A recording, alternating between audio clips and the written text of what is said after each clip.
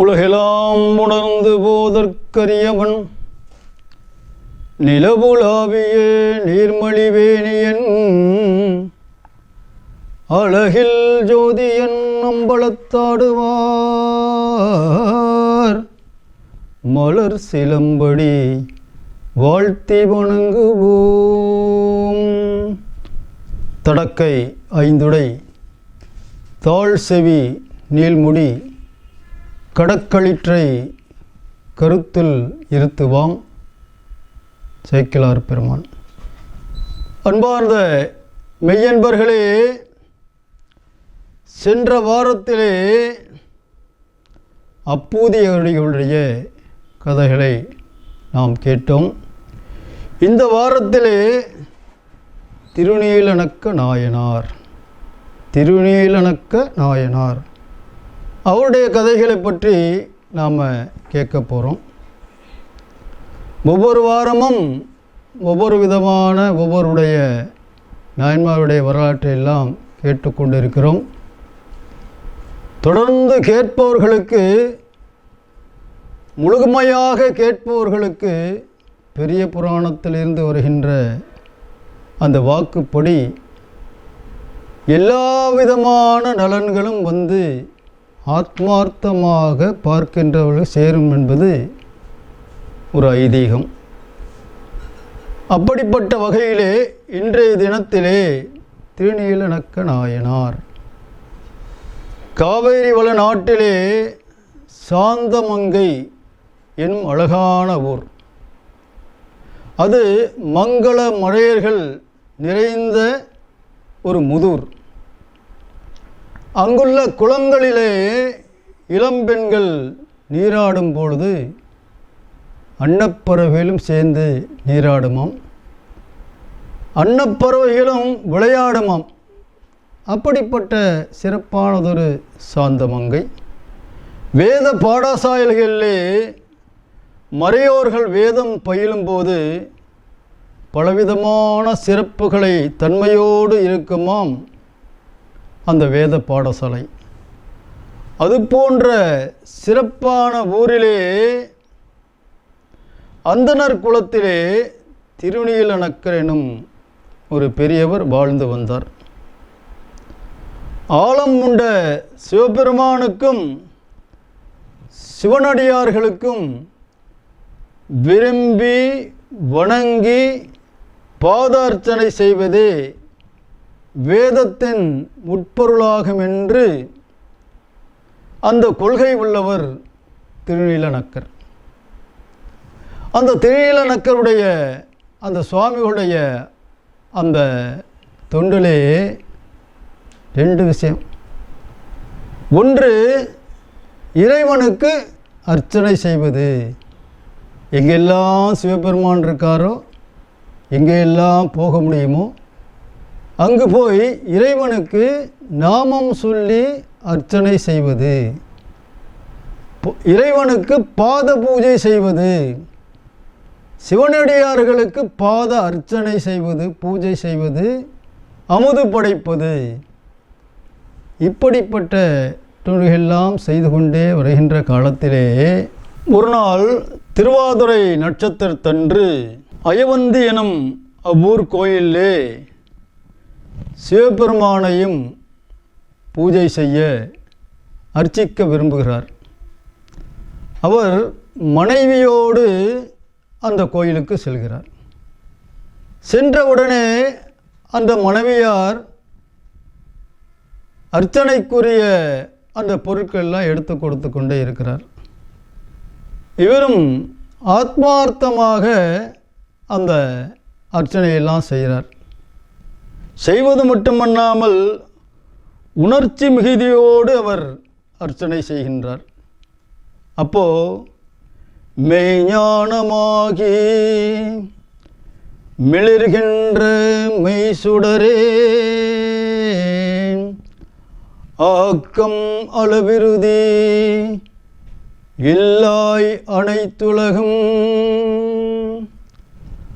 ஆக்குவாய் காப்பாய் அழிப்பாய் அருள் தருவாய் என்று மிக சிறப்பாக அந்த சிவபுராணத்தை பாடிக்கொண்டே அர்ச்சனை செய்கின்றார். அப்படி அர்ச்சனை செய்தும் கூட, பூஜை முடிந்தும் கூட அவருக்கு திருப்தி அடையலை. ஏதாவது ஒரு திருப்தி இருக்கணும்ல. இவ்வளோ அர்ச்சனை செய்கிற பாட்டெல்லாம் பாரு, திருப்தி அடையலை. அப்போது சிவபெருமானோட 5 எழுத்து மந்திரத்தை அப்படியே இந்த சிவபெருமான் மத்தியில் அருகிலே அப்படியே நின்று வணங்கி கொண்டு அந்த 5 எழுத்து மந்திரம் ஓம் நம சிவாய ஓம் நம சிவாய என்று சொல்லிக்கொண்டே இருக்கிறார். அது 1000 முறை கூட சொல்ல முடியும். அந்த நாமத்தை சொல்லிக்கொண்டே இருக்கிறார். அவர் மெய்மறந்து சொல்லிக்கொண்டே இருக்கும் பொழுது அந்த சுதை சிலந்தி ஒன்று தான் இருந்த நிலையிலிருந்து சிவலிங்க திருமேனி மேலே விழுந்தது. இவர் நமச்சிவாய நாமம் சொல்கிறார்.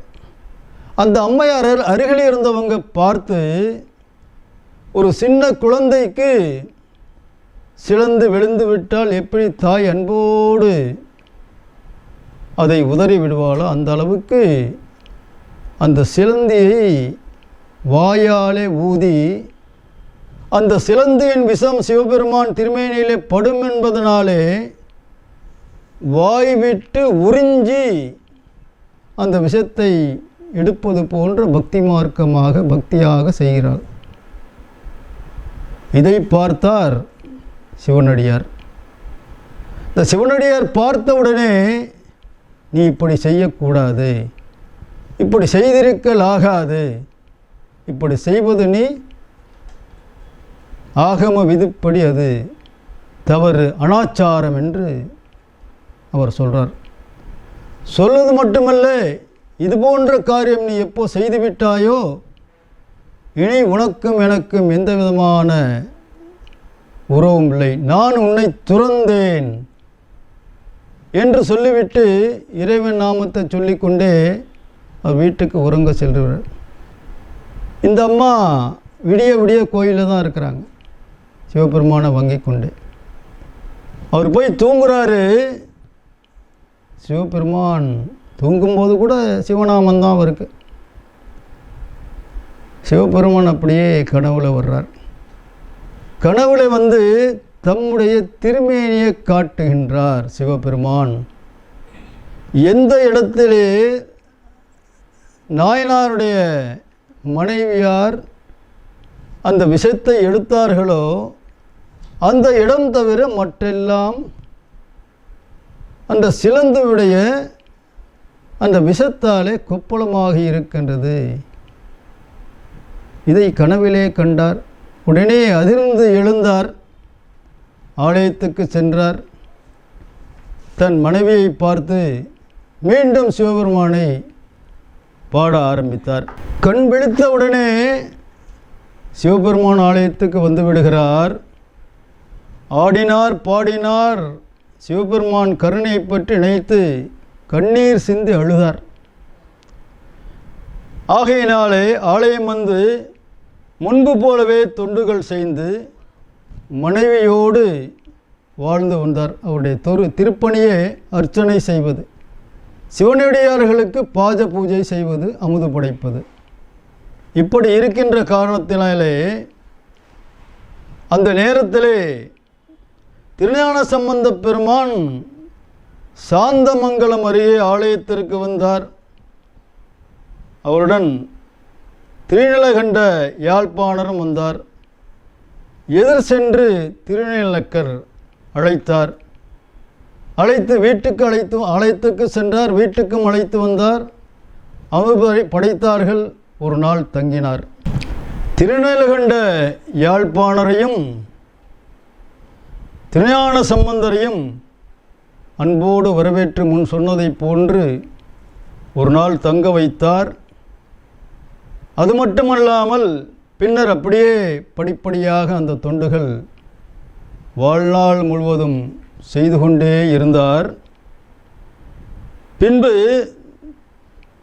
திருநல்லூர் பெருமணத்திலே நிகழ்ந்த திருஞான சம்பந்தனுடைய திருமண காட்சியின் போது சிவபெருமானுடைய ஜோதியிலே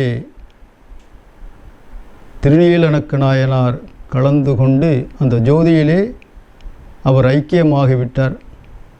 மிக சிறப்பானதொரு திருநீலனக்க நாயனாருடைய அந்த சிறப்பான கதையை இத்தோடு முடிக்கிறேன்.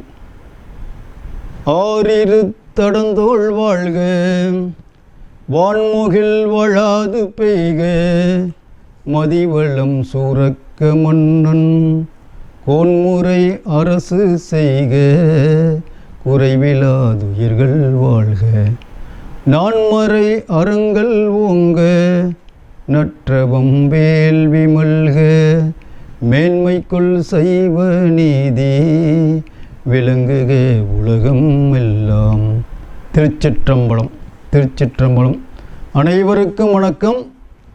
அடுத்ததொரு சிவனடியார்களுடைய நிகழ்ச்சியிலே சந்திப்போமாக. நன்றி, வணக்கம்.